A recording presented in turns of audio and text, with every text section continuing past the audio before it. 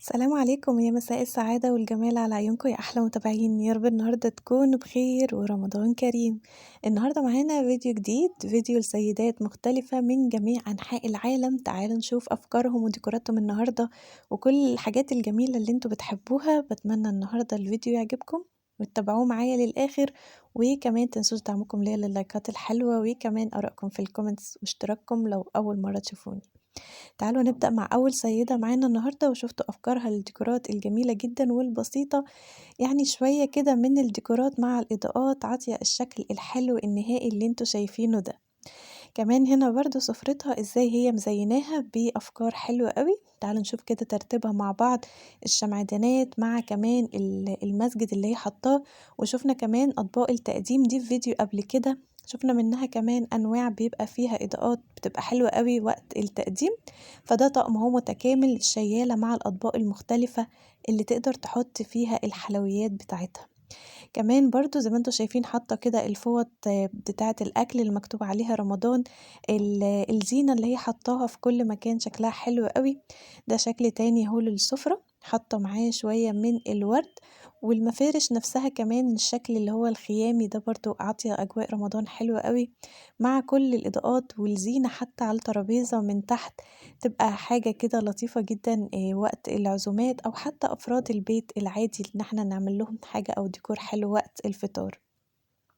تعالوا نشوف كمان السيدة اللي بعدها، وزي ما شفتوا كده هي زينت السلم عندها إزاي، وكمان المكان اللي هي حاطة فيه الديكورات ده أو الدولاب بدأت برضه إن هي تغيّر فيه شوية ديكورات وتغيّرها لديكورات كده تبقى لايقة مع جو رمضان.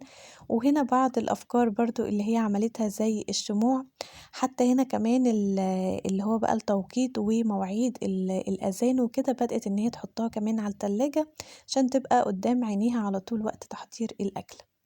كمان تعالوا نشوف بقى تحضيرها لسفرتها إزاي، وبتقول هنا إن هي استخدمت الإضاءة اللي هي بالحجارة عشان طبعًا ما يبقاش في كهربا على الترابيزة وقت الأكل وكده والمَيّة، أو لو عصير أو كده، فهي استخدمت الإضاءة اللي هي بالحجارة، فبدأت إن هي تعملها على الرانر كده اللي في النُص، وبدأت كمان إن هي تعمل شوفوا الفوط بتاعة السفرة بشكل كده حلو مع الشموع، ودي كانت طريقة تزيين السيدة التانية لسفرة رمضان.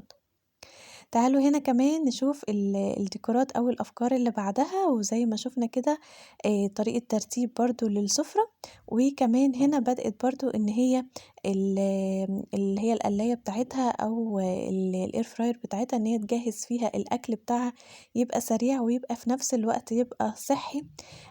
أعتقد إن ديّة جهاز تسوية بالبخار مش قلاية، فبدأت إن هي تحضّر فيها بقى كل أنواع الأكلات بتاعتها، حتى التحلية بتاعتها بدأت إن هي تعملها حاجات بسيطة.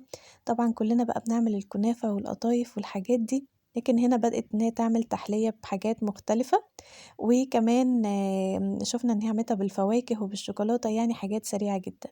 زي ما قُلت لكم كده هو بجهاز البخار بدأت إن هي تعمل الفراخ، وكمان كل الأكل بتاعها بقى جاهز وبقى سُخن على وقت تقديم الأكل، حتى الفراخ كمان حطّاها في الفرن، كل حاجة بقت جاهزة. إزاي بقى هتحضّر سفرتها وإزاي هتحضّر كل أنواع الأكل الجميل اللي إحنا شُفناه ده، بدأت هنا إن هي برضه تحط الشمعدانات الكبيرة دي كده في النُص، ومع مش عارفة يعني في سيدات بتلاقوها إن حاطة حاجات كبيرة زي فازات كبيرة أو شمعدانات كبيرة، وبنلاقي إن في ديكورات بتبقى بسيطة كده وهادية. قولوا لي برضه إيه آرائكم في الديكورات، بتفضّلوا أنهي أحسن؟ وبدأت إن هي تجهّز السفرة بتاعتها بالشكل اللي إحنا شُفناه ده. تعالوا كمان نشوف سيدة بعدها وتحضيرها بقى المرة دي مش للفطار لكن تحضيرها للسحور بأنواع مختلفة من الأكل. هي بدأت هنا إن هي تجهز بأنواع جبن مختلفة، وزي ما انتوا شايفين كده كل طبق يعني عطياله الشكل الحلو. حاجات بقى بتبتدي إن هي تزينها بالخضرة أو شوية حبة البركة أو زيت الزيتون. بدأت كمان إن هي تعمل القشطة على العسل، الخضار، الخيار والطماطم، الحاجات دي كلّها. وزي ما أنتم شايفين حاطة بقى لكل إيه، طبق حاطة له المعلقة بتاعته، اللي حابب إن هو يعمل ساندويتش أو حاجة على العيش يبقى كل حاجة خاصة بيها، فده كان تحضيرها للسحور. تعالوا كمان نشوف سيدة مختلفة وكنا شُفنا ليها أفكار الديكورات اللي هي عاملاها في الخلفية ورا دي، كنا حضرناها في فيديو قبل كده. تعالوا نشوف بقى سفرتها الجديدة اللي بدأت إن هي تجهّزها، أنواع العصير، أنواع التقديمات المختلفة. خدوا كده أفكار للأكل وطريقة الترتيب لو عندكم عزومات ومحتارين في كل الأفكار دي، آدي أفكار كتيرة أهو لطريقة التقديم، إزاي تزينوا السفرة بتاعتكم وإزاي تقدموا الأكل بشكل حلو بأفكار وديكورات جميلة جدًا تشرّفكم قدّام ضيوفكم. بنشوف أفكار من كل أنحاء العالم، تقدروا تاخدوا أفكار مختلفة منها. تعالوا كمان نشوف السيدة اللي بعدها، وآدي السيدة بقى بدأت إن هي تحضّر وقت الصلاة ووقت التراويح بكورنر خاص بيهم. فكرة الخيمة وإن أنتم تعملوها بالإضاءات وبالcushions بتبقى حلوة أوي وبتبقى لذيذة لو أنتِ خصصتيها كمان في كورنر الصلاة بتاعِك، بتبقى حلوة أوي وبتبقى عاطية جو حلو كمان لأجواء رمضان وقت الصلاة. تعالوا نشوف السيدة اللي بعدها وتقديماتها الحلوة دي بقى الوقت التقديمات اللي قدام الضيوف، تاخدوا برضو أفكار لبعد الفطار، ازاي تقدروا ان انتوا تقدموا الحلويات بتاعتكم في أطباق شكلها حلو. طبعا أطباق رمضان بقت منتشرة جدا وبقت موجودة تقريبا عند أغلبنا، أشكال الهلال والنجمة والأشكال اللي مكتوب عليها حاجات رمضانية وكده، بقت يعني موجودة على طول نقدر ان احنا نجيبها، بتبقى لذيذة أوي في التقديم، تقدروا إن أنتم تقدموا بيها بشكل حلو. تعالوا كمان نشوف سيدة الأفكار اللي عندها الجديدة، وشوفوا هنا كمان تزيينها للحيطة اللي موجودة عندها دي بأفكار حلوة أوي. بدأت إن هي تعمل كده خلفية الأول بالحاجات اللي هي الفضي دي، وبعدين بدأت تعمل بقى الهلال والنجمة اللي اتفقنا خلاص بقى من الديكورات المميزة اللي نقدر إن احنا نغير في أشكالها من الإضاءات والورد والزينة اللي بنعملها عليها، بس فكرتها بتبقى لذيذة جدًا. كمان الحلو أوي إن هي بدأت إن هي تجيب هدية لأطفالها خاصة برمضان، بتبقى في حاجات مناسبة للأطفال تعلّمهم الصيام والصلاة وكده، فبتبقى حلوة أوي ككروت أو stickers، بتبقى حلوة أوي محفزة جدًا ليهم، فكمان جابت لهم الهدية الحلوة دي.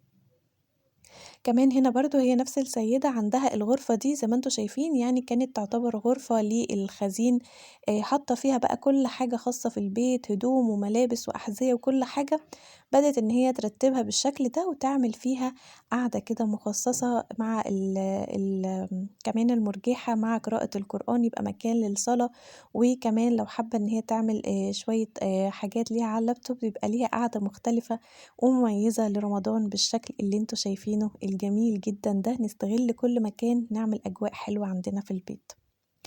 تعالوا نشوف كمان السيدة اللي بعدها، وهنا تحضيراتها بقى يعني شوفوا البساطة على الأرض، مش لازم يكون عندنا سفرة ولا يكون عندنا أكلات كتير، المهم الروح الحلوة في أي مكان يكون موجود مهمًا كان بسيط. بدأت إن هي تحضّر أهو الأكل كده لأفراد أسرتها بطريقة حلوة، وكمان يعني تقديمات لطيفة جدًا لأفراد الأسرة، أقل حاجة بتفرحهم طبعًا وتعيّشهم الأجواء الحلوة. آخر زينة وآخر ديكورات معانا المفارش والcushions والأفكار البسيطة جدًا اللي تقدروا إن أنتم تعملوها. ده كده كان فيديو النهارده، يا رب يكون عجبكم وشُفتوا أفكار مختلفة للعزومات والتقديمات والديكورات الخاصة برمضان. باشكركم جدًا على المشاهدة، بس ما تنسوش دعمكم ليّا باللايكات الحلوة وآرائكم في أكتر سيدة حبيتوها في فيديو النهارده. أشوفكم على خير بكرة إن شاء الله في فيديو جديد وأفكار جديدة وسيدات جديدة. يشرفني جدًا اشتراكك في القناة لو لسه ما عملتيش اشتراك، وأشوفكم بكرة في فيديو جديد إن شاء الله، وسلام.